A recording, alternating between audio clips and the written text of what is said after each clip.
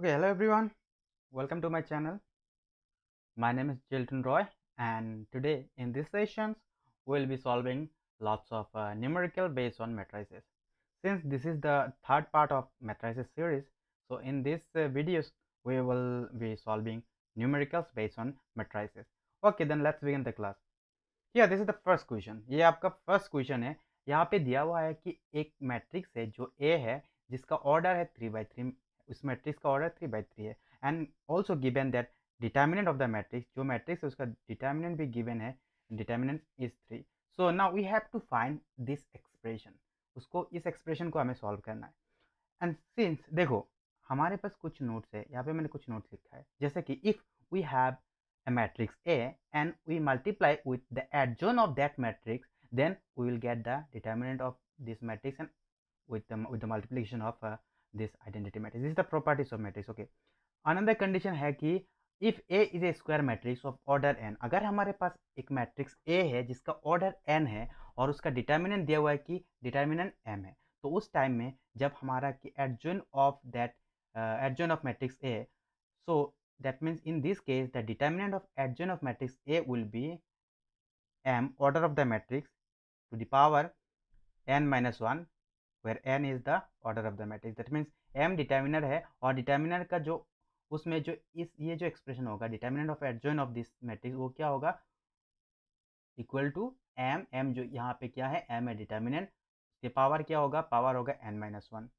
और ये third condition. यहाँ पे देखो जो डिटर्मिनेंट ऑफ दैट मैट्रिक्स उसके साथ अगर adjoin of determinant of adjoint of matrix करेंगे तो उसमें क्या होगा, अगर उसमें हमारा ये जो क्या है डिटर्मिनेंट भी गिवन है तो उसमें ये वाला एक्सप्रेशन होगा. ओके, तो देखो इस पर्टिकुलर क्वेश्चन में हम जब सॉल्व करेंगे तो क्या होगा, देखो इस पर्टिकुलर क्वेश्चन में जब हम सॉल्व करेंगे तो आंसर विल बी, देखो देखो गिवन है कि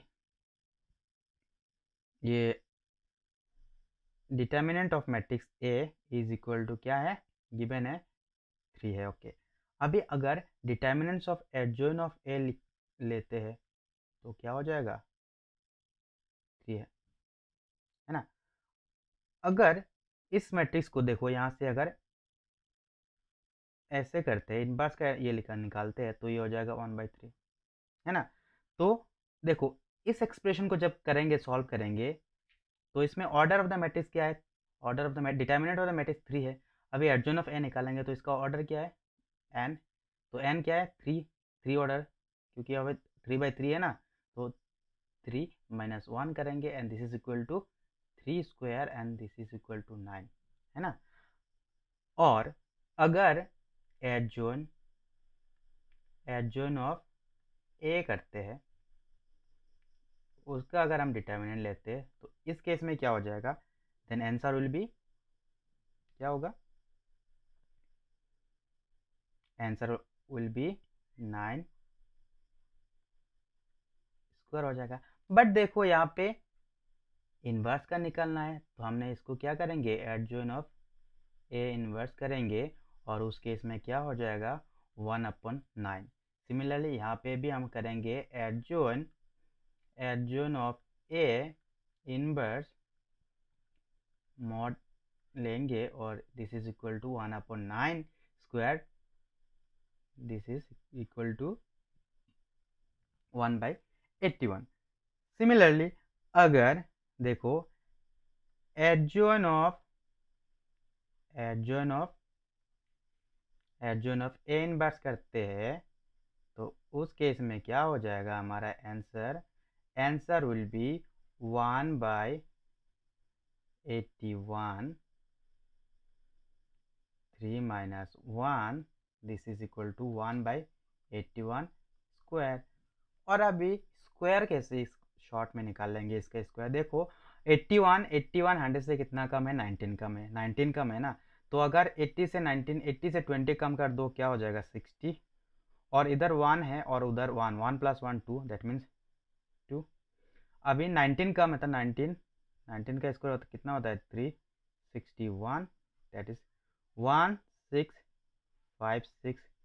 सो this is equal to 1/6561. So this is the final answer for the particular expression. Next question देखो, इस क्वेश्चन में क्या दिया हुआ है। इस क्वेश्चन में दिया हुआ है कि हमारे पास एक identity I is identity matrix of order n. यहाँ पे जो आई है, आई एक आइडेंटिटी मैट्रिक्स है। हमें कंडीशन दिया हुआ है कि adjoint of two I is equal to this much value. अभी हमें पता है अगर हमारे पास एक मैट्रिक्स ए है, उसका डिटर्मिनेंट और उसके बाद एडजॉइन ऑफ ए करते हैं तो क्या होता है। आप यहाँ से इस कंडीशन को देखो, यहाँ पे देखो, ये जो कंडीशन हमने लिखा हुआ है ना यहाँ पे, तो इसको आप डायरेक्टली इधर लिखो और फिर एक सेकेंड रुको, पावर कनेक्ट कर लेता हूँ।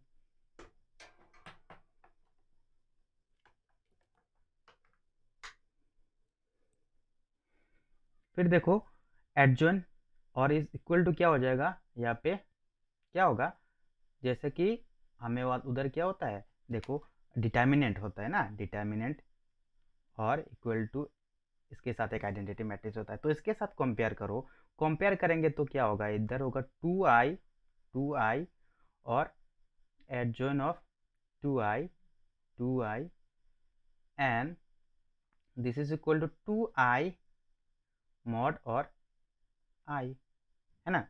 तो देखो यहाँ से अगर इस कंडीशन को हम देखेंगे तो यहाँ से क्या होगा, ये जो एक्सप्रेशन है इसके साथ आप कंपेयर करो, जो भी डिटर्मिनेंट होगा, डिटर्मिनेंट टू द पावर होगा, टू द पावर उसका ऑर्डर होगा, है ना, ऑर्डर होगा। तो यहाँ पे ये जो मैट्रिक्स है ये एन ऑर्डर का मैट्रिक्स है, तो यहाँ से अगर इसका डिटर्मिनेंट निकालेंगे तो क्या होगा, two I adjoint of two I और फिर इसका करेंगे तो क्या होगा, आपका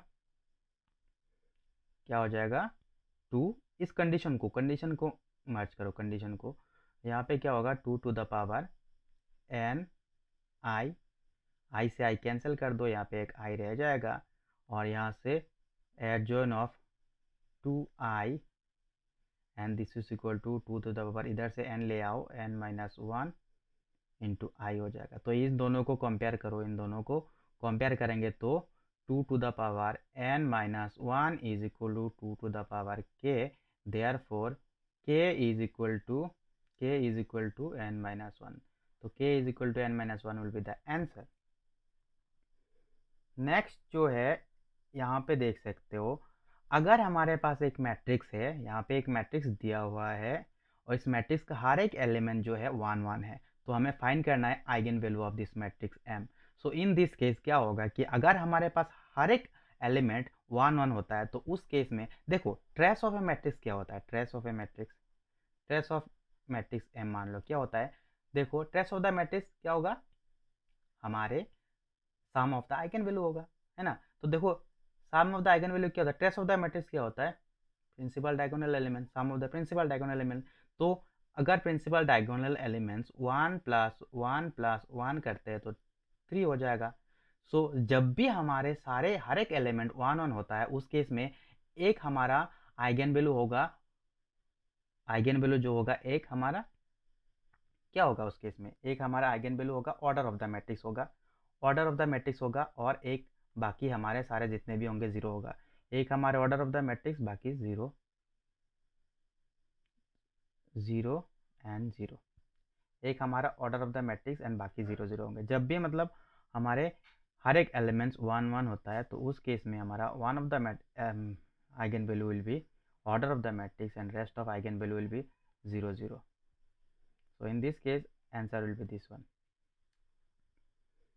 नेक्स्ट जो है हमारा, इस क्वेश्चन को देखो, अगर हमारे पास हमें पता है जैसे कि पिछले क्वेश्चन में हमने बताया है कि trace of a matrix is equal to sum of the eigen value, मान लो lambda one lambda two and lambda three are the eigen value of this matrix.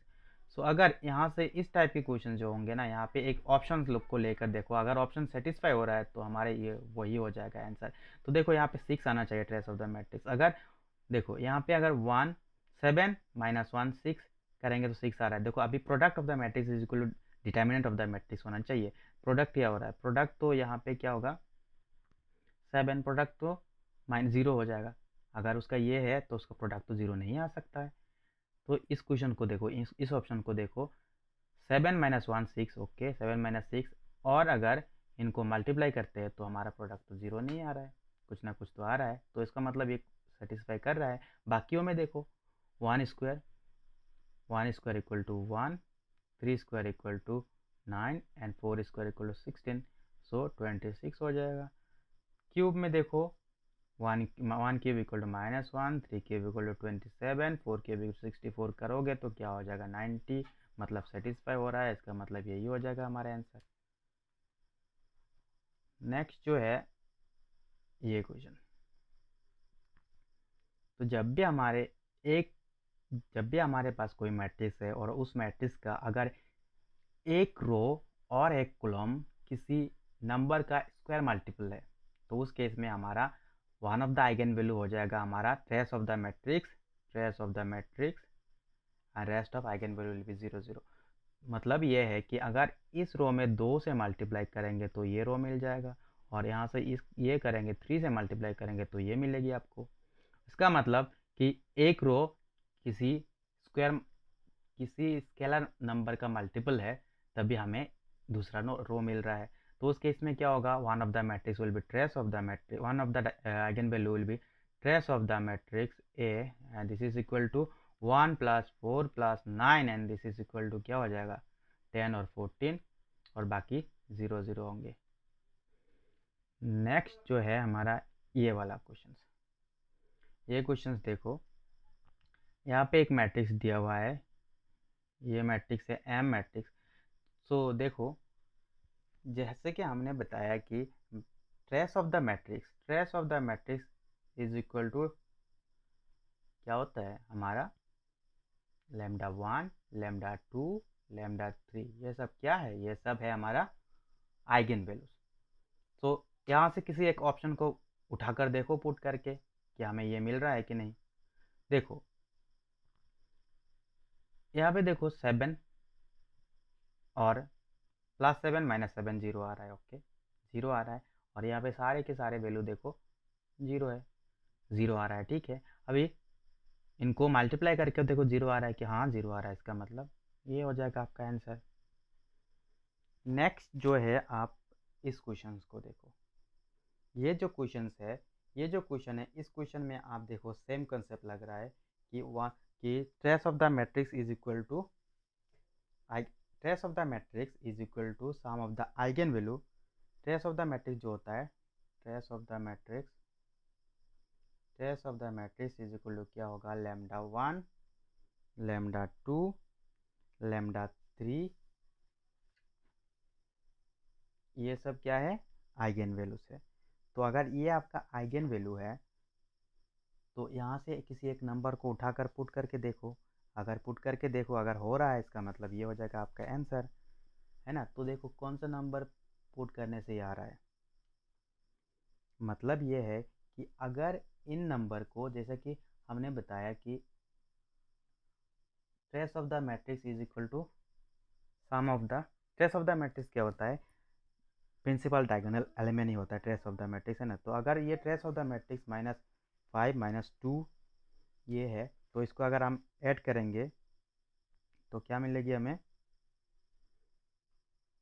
देखो इस ऑप्शन को, ऑप्शन सी को अगर लेते हैं तो 6 - 1 -5 होगा, तो इन दोनों को ऐड करेंगे कितना हो रहा है, नहीं हो रहा है। तो इस ऑप्शन को देखो, यहाँ पे क्या हो रहा है कि 1 - 1 -6 -7 हो रहा है, और दोनों को मल्टीप्लाई करके देखो, मल्टीप्लाई करने से +10 आना चाहिए, क्योंकि -5 × -2 इज इक्वल टू 10 होगा, और इन दोनों को करेंगे तो -6 -1 तो -7 आ रहा है, बट अगर इन दोनों को अगर मल्टीप्लाई करते तो क्या हमें 10 मिल रहा है, नहीं, इसका मतलब ये वाला ऑप्शन नहीं हो सकता है, काटा मारो। इस ऑप्शन को देखो, -5 -2 7 हो रहा है, हाँ 7 हो रहा है, -7 हो रहा है, ठीक है, और इन दोनों को अगर मल्टीप्लाई करते हैं तो क्या हमें 10 मिल रहा है, हाँ बिल्कुल मिल रहा है 10, इसका मतलब ये हो जाएगा आपका इस पर्टिकुलर क्वेश्चन का आंसर। नेक्स्ट क्वेश्चन जो है, इस क्वेश्चन को देखो, यहाँ पे a is equal to this, यहाँ पे देखो ये जो है ये क्या है हमारा, ये है हमारा अपर ट्रायंगुलर मैट्रिक्स। और अपर ट्रायंगुलर मैट्रिक्स क्या होता है? अपर ट्रायंगुलर मैट्रिक्स वो होता है जिस मैट्रिक्स का प्रिंसिपल डायगोनल एलिमेंट्स के जो निचला एलिमेंट्स है सारे, वो सारे 0 0 होंगे। मतलब ये वाला, ये तो प्रिंसिपल डायगोनल है ना, इसके नीचे जो होगा सारे नंबर 0 होंगे, तो ये अपर ट्रायंगुलर मैट्रिक्स है। ये देखो ऊपर में ट्रायंगल बना हुआ है। तो इस टाइप के जो मैट्रिक्स होगा, इसका जो आइगन वैल्यू होता है, क्या होता है आइगन वैल्यू? आइगन वैल्यू क्या होगा? आइगन वैल्यू होगा प्रिंसिपल डायगोनल एलिमेंट 3 - 2। तो देखो अभी इस एक्सप्रेशन को सॉल्व करना है, तो मतलब बारी बारी से आप करो। जैसे कि 3a³ 3a³ मतलब यहाँ से एक एक वैल्यू को पुट करके देखो। यहाँ पे अगर 3 पुट करेंगे, यहाँ 3 पुट करेंगे तो क्या होगा? 3 9 पुट करेंगे कितना होगा? 9 पुट करेंगे ये हो जाएगा आपका 27, और 27 इंटू 3 क्या हो जाएगा? 81। और अगर 2 पुट करेंगे तो क्या होगा? 8, और 8 8 3 कितना होता है? -24 हो रहा है यहाँ पे। तो सिमिलरली इसको भी करो। 5a² अगर पुट करोगे तो क्या होगा? 5 45 एंड 20 पुट करके देख लेना आप। सिमिलरली 6a इसका निकालो, क्या होगा? 6 18 और -12। Similarly 2i 2 2 2। सो अभी इन वैल्यू को इस एक्सप्रेशन में पुट करके देखो। पहले इन्हीं को पुट करो, जैसे कि आप यहाँ से देख सकते हो। रुको मैं ना कलर चेंज कर लेता हूँ। 3 5 6 और 2, इन्हीं को पुट करके देखो इस एक्सप्रेशन में। तो अगर इनको पुट करेंगे तो क्या होगा हमारा? 3 + 5 - 6 + 2, और this is equal to some value हो जाएगा आपका। सम वैल्यू ये क्या होगा? 4 हो जाएगा। और सिमिलरली आप इनको जैसे कि 81 45 18 और 2 इनको पुट करके देखो, तो आपको मिलेगा कुछ एक पर्टिकुलर वैल्यू हो जाएगा। जैसे आपको मिलेगी यहाँ पे, अगर पुट करोगे तो होगा आपका, क्या होगा आपका? 1 1 0। सिमिलरली इनको करोगे तो तब भी आपका मिले, जब आपको मिलेगा 10 मिल जाएगा। तो ऐसे होता है, इस टाइप के क्वेश्चन को हम ऐसे ही सॉल्व करते हैं। तो इस वीडियो में इतना ही। Thank you for watching.